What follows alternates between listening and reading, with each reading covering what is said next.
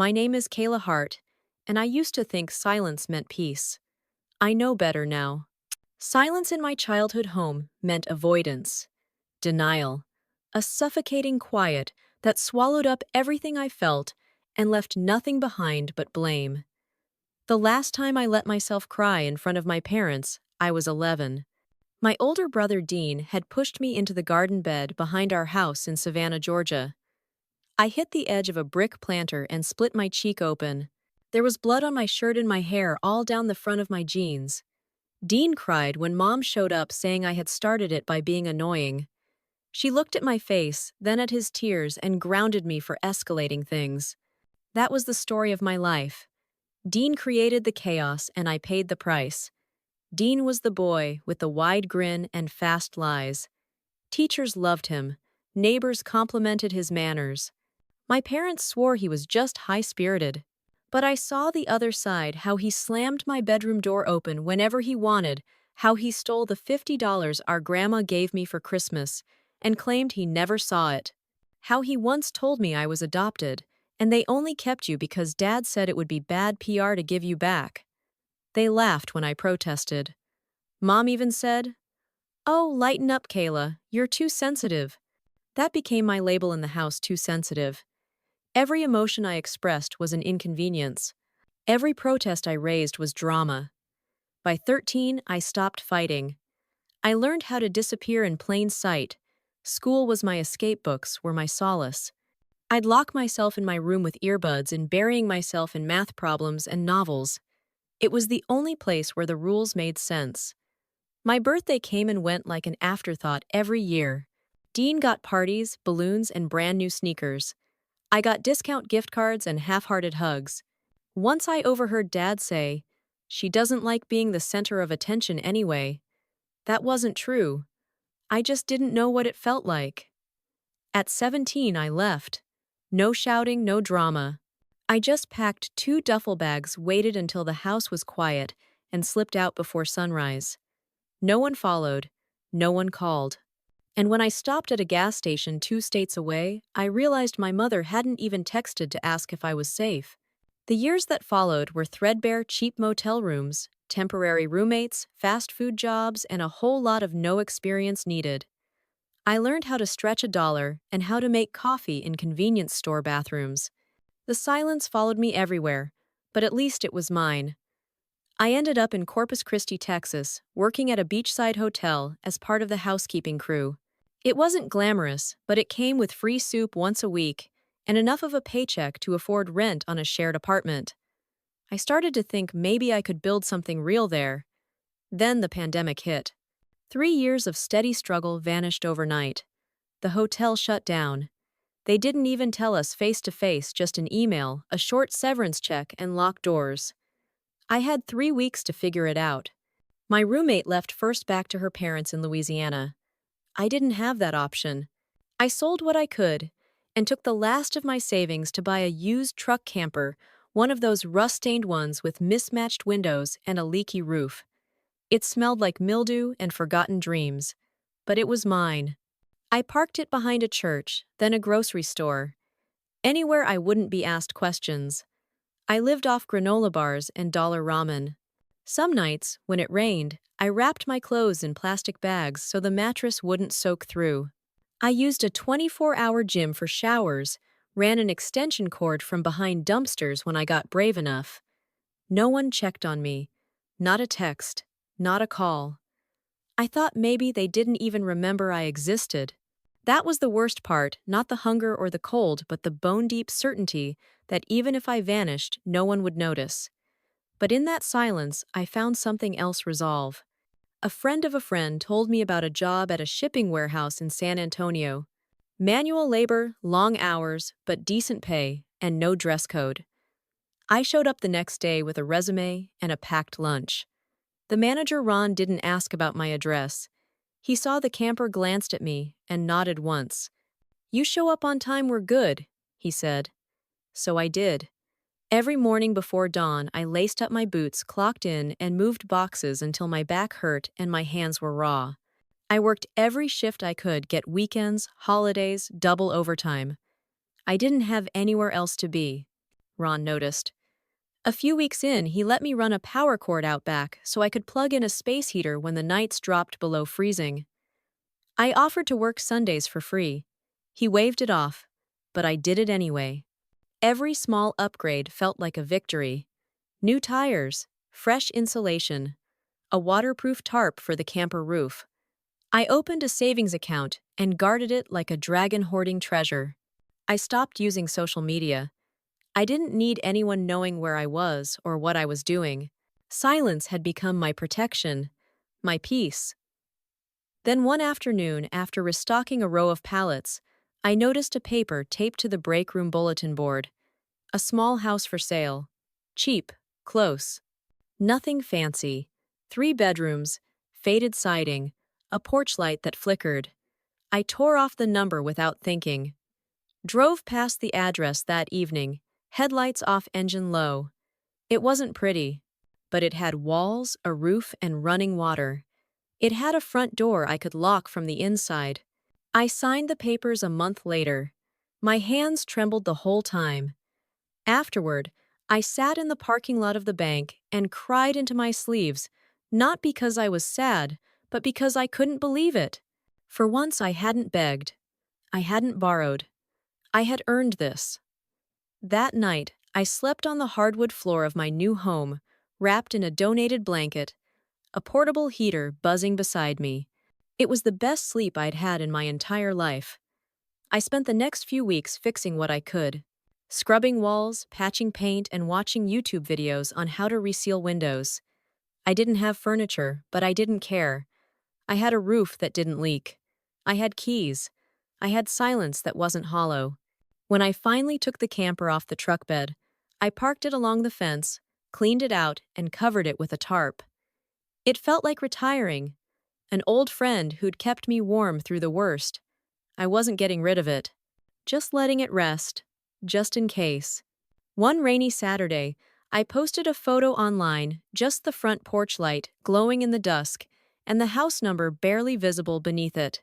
The caption read, "Built this life from the back of a truck." I didn't expect much.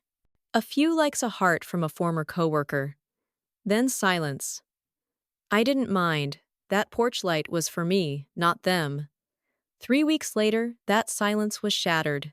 I opened my front door one evening to find my family, my parents, Dean and his wife Stacy, standing on my porch like they'd just arrived for Thanksgiving dinner. I hadn't given them my address. I hadn't heard from them in years. Surprised, Stacy chirped, pushing past me without waiting for an invitation. The others followed. I stood, frozen heart thudding, as they wandered through the house. Mom ran her fingers along the kitchen counter like she was shopping for granite. Dad opened cabinets, inspecting them like he'd paid for the hinges. "You've got a lot of space here," Mom said sweetly, as if I hadn't once lived in a parking lot. Stacy leaned into Dean, whispering something that made them both smirk. I didn't say a word. I just followed them silently, trying to breathe through the rising heat in my chest. My mouth was dry. My hands trembled. It felt like an ambush. When they finally left, Dean lingered in the doorway, hand on the frame. "Let's talk soon," he said. "I've got something I think you'll want to hear."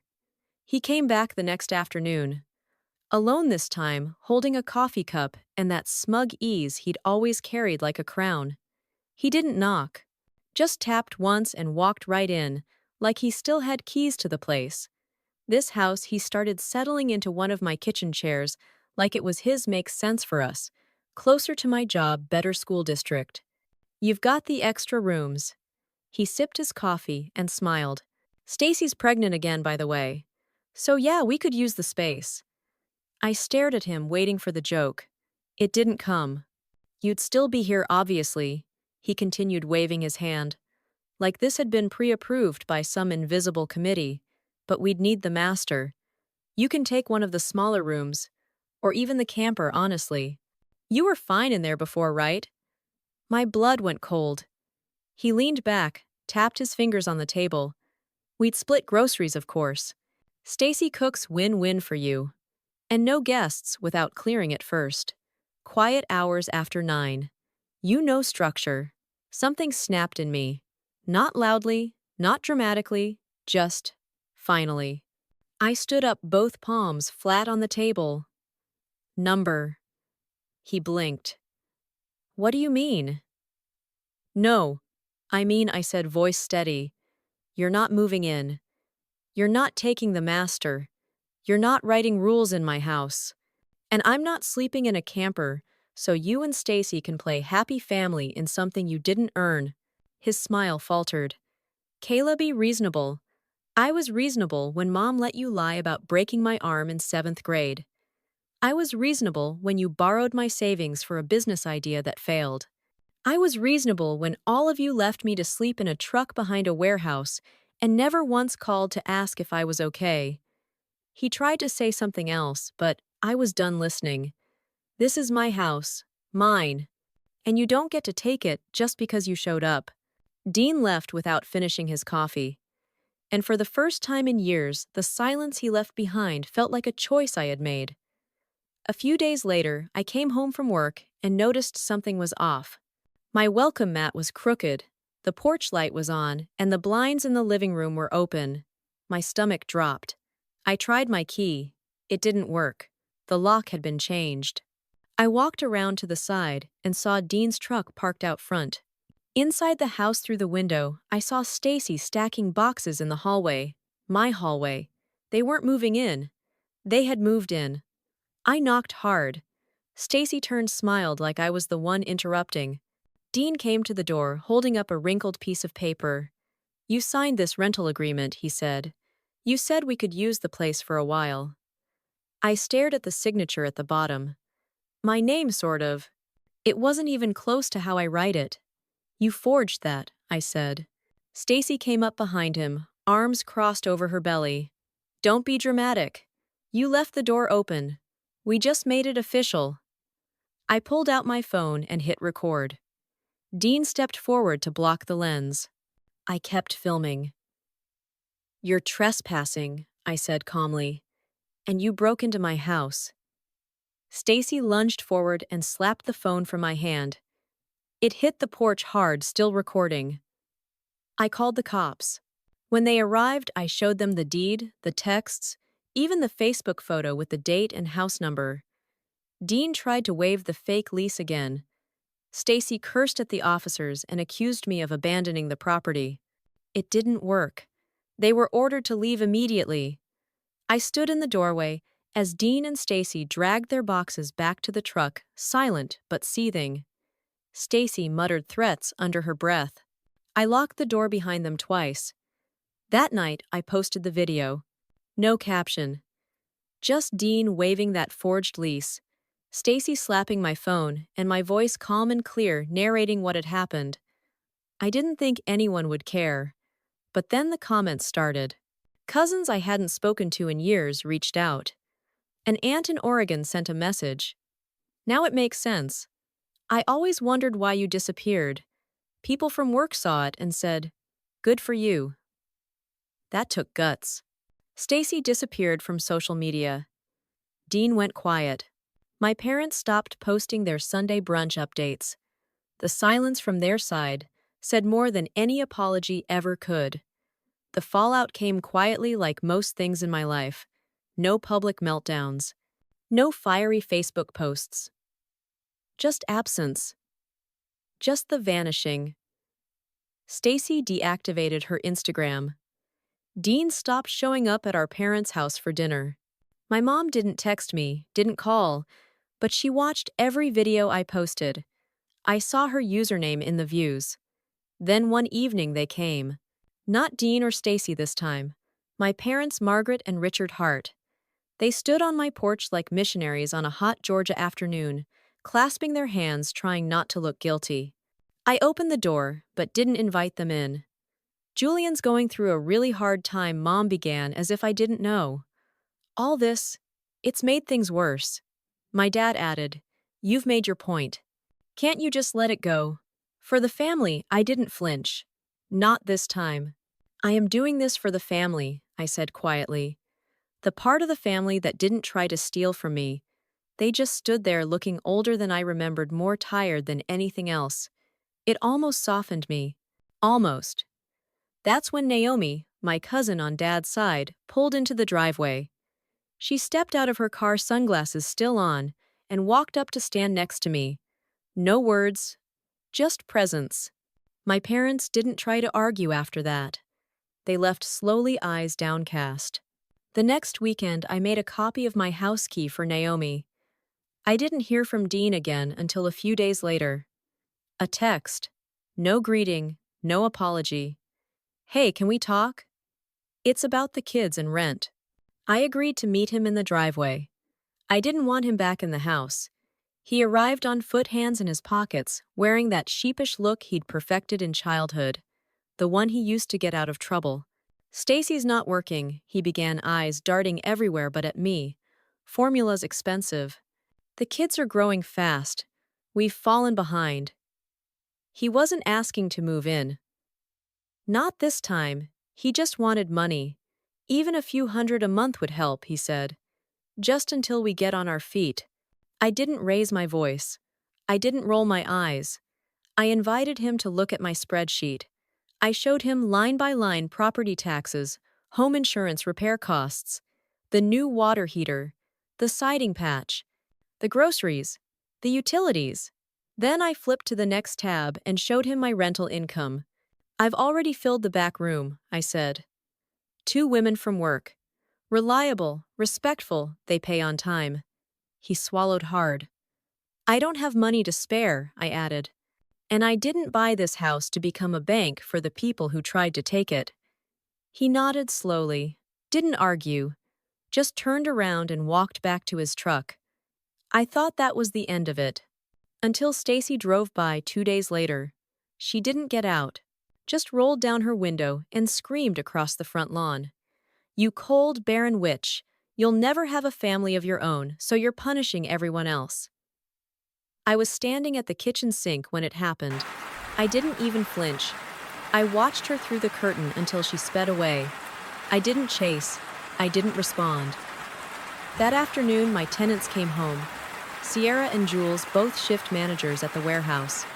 One of them handed me a still warm loaf of bread. The other brought in a bag of groceries and filled the fridge without saying a word. The house felt different now.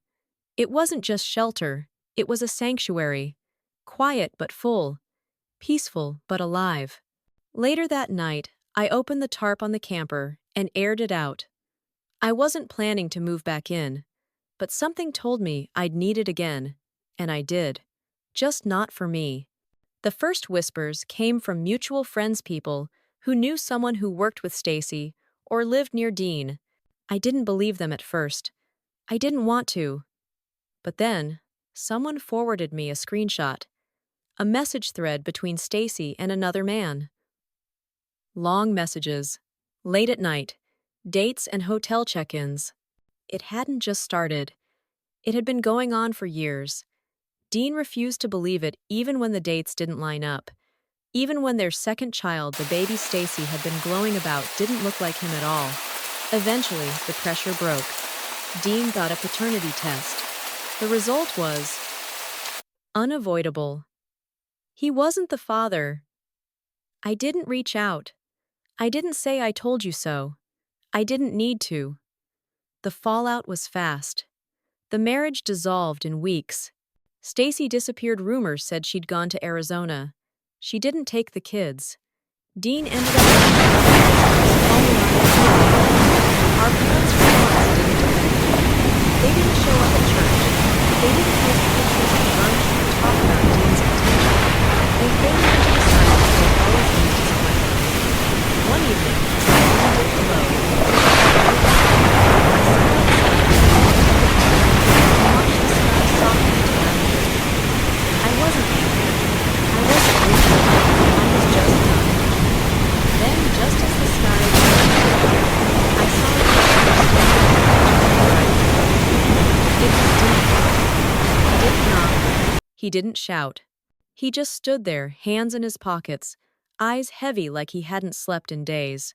I'm not here to ask for the house, he said, his voice hoarse. I know better now. I waited.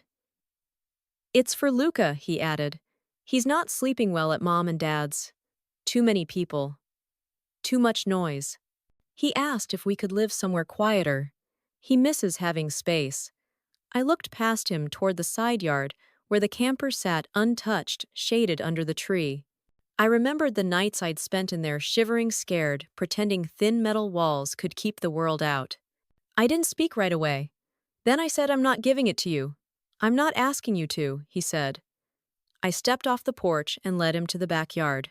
I told him he could park the camper there where I could keep an eye on it. But there would be rules. No loud visitors.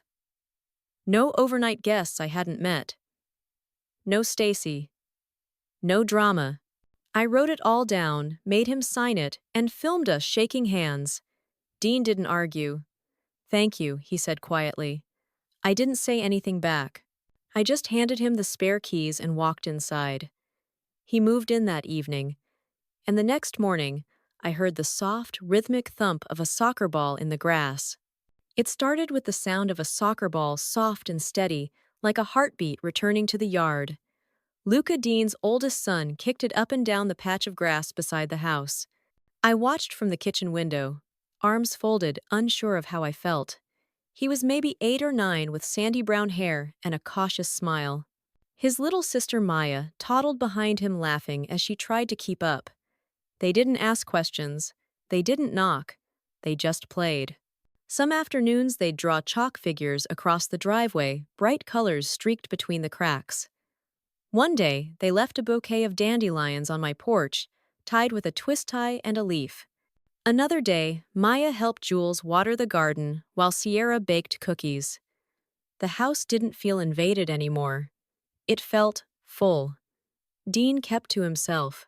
He fixed up the camper without being asked, replaced the busted door hinge, sealed the seams. He even installed a cheap battery-powered fan for the kids. Every few days he mowed the lawn without a word, left fresh trash bags on the porch, never knocked, never assumed. I noticed him sitting outside one night long after the kids had gone to bed. He was hunched over elbows on his knees, staring into the quiet like it owed him something. That same night, I woke to a muffled sound like someone sobbing into a coat sleeve.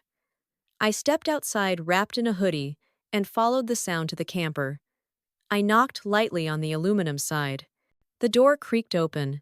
Dean was on the floor back against the wall face in his hands. His shoulders shook with the kind of grief that doesn't make a sound at first. When he finally looked up, his eyes were red, his cheeks damp. "I ruined everything," he whispered. "I let her ruin us. And I let them ruin you." I didn't say anything. I didn't move. I just let him speak like I wish someone had done for me once. "I don't expect you to forgive me," he added. "I just wanted you to know. I see it now. All of it. What I did. What we did. I never said it before, but I'm sorry, Kayla." I gave one small nod and stepped away, leaving him with his silence. The next few weeks passed gently. The kids spent more time in my yard than in the camper. They helped me prune the hydrangeas, stacked empty flower pots, and giggled over their chalk creations. Maya drew a crooked heart on the porch step and wrote my name under it, Kayla, in bright purple. Dean kept his distance, but showed up when it mattered. He helped me fix a jammed window. He repaired the gutter after a summer storm. He never overstepped. Then one Sunday, just as I was brewing tea, I heard tires crunching on the gravel. It was Mom and Dad. No speech this time. No argument. Just quiet eyes and weathered faces. They stood at the bottom of the steps, side by side, like they had rehearsed this. "We were wrong," Mom said. Her voice was thin. "You didn't deserve it." Dad looked at me for the first time in years without that edge of disappointment. "We just wanted you to know," he added. They didn't ask to come inside. They didn't bring a casserole or a guilt-laced hug. They just stood there finally saying what they never could when it mattered most. I nodded once, then closed the door gently. Inside, I leaned against the wall, breathing in the quiet. Not heavy this time. Not lonely. Just still. Later that evening, I walked into the camper with 2 mugs of tea. Dean took one without a word. We sat in folding chairs, listening to the soft rustle of the trees overhead. "I think they mean it," I said quietly. I think I do owe too, he replied.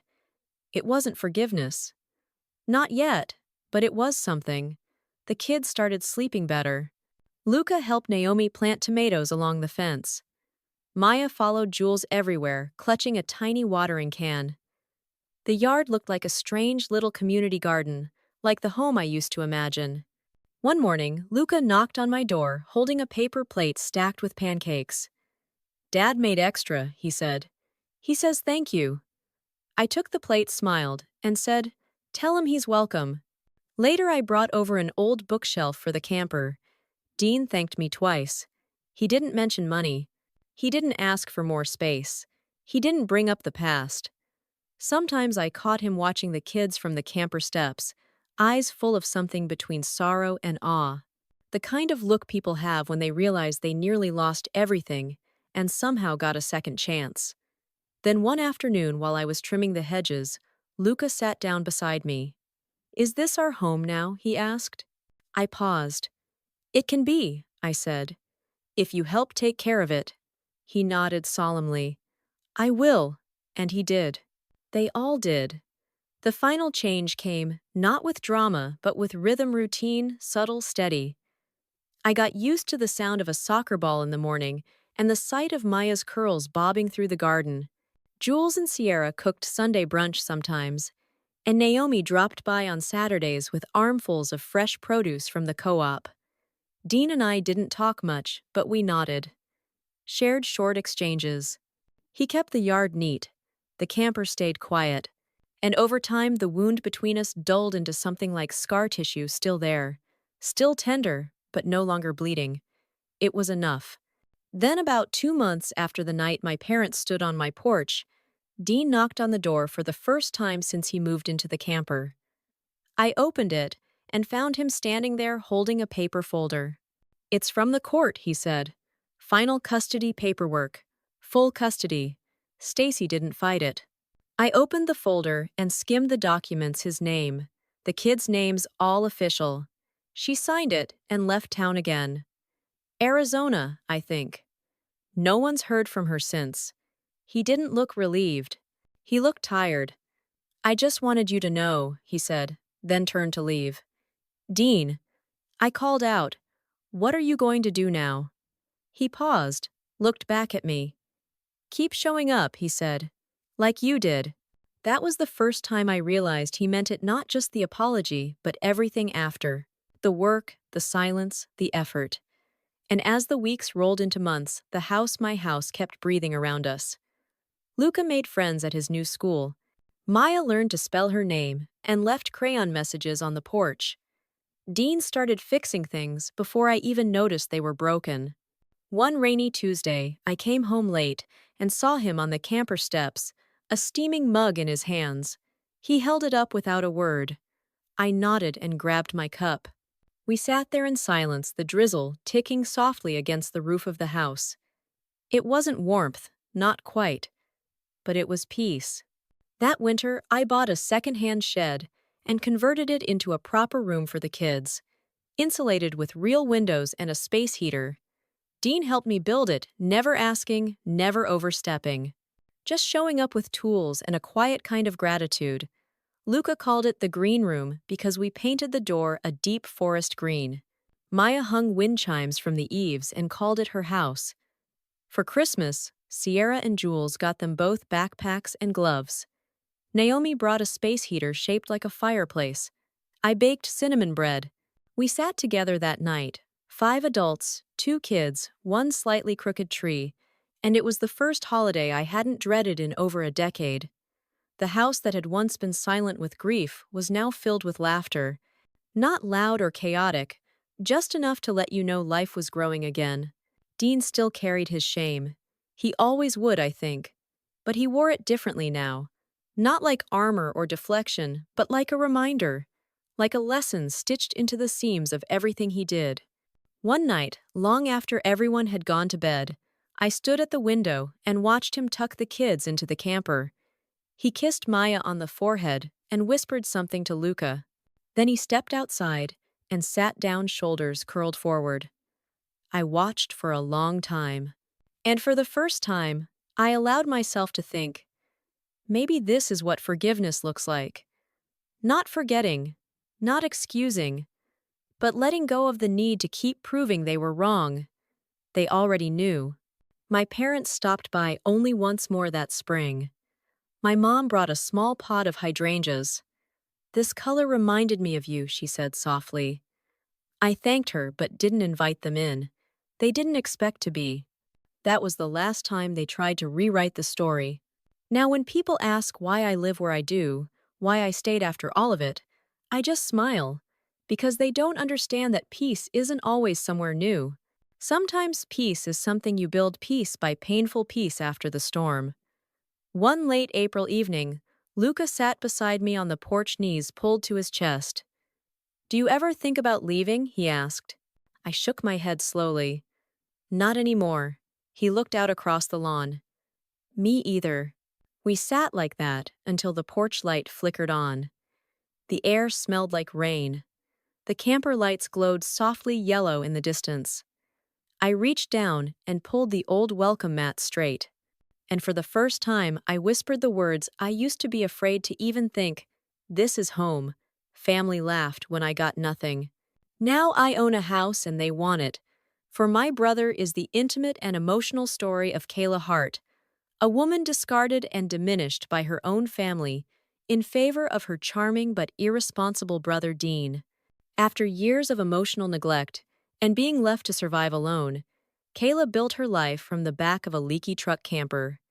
With hard work and silence as her shield, she earned enough to buy her first house. But when her family, Dean, his manipulative wife Stacy, and their children suddenly appeared at her doorstep, what followed was a slow invasion, betrayal, and ultimately a desperate attempt to steal what she had earned. Kayla stood her ground even as they forged her signature, broke into her home, and accused her of cruelty. But justice came not from revenge, but through unwavering calm, firm boundaries and truth. As Dean's life unraveled and Stacy vanished, Kayla did the unthinkable. She offered him the camper she once survived in this time for his children. What followed was not reconciliation, but something quieter and harder: one, accountability, healing, and slow trust. By the end, Kayla didn't just reclaim her home, she redefined it. Her house, once empty and mocked, became a refuge for those who respected its walls and the woman who built them. And in its silence, not of shame but of peace, Kayla found what she was never given: dignity, belonging, and finally home.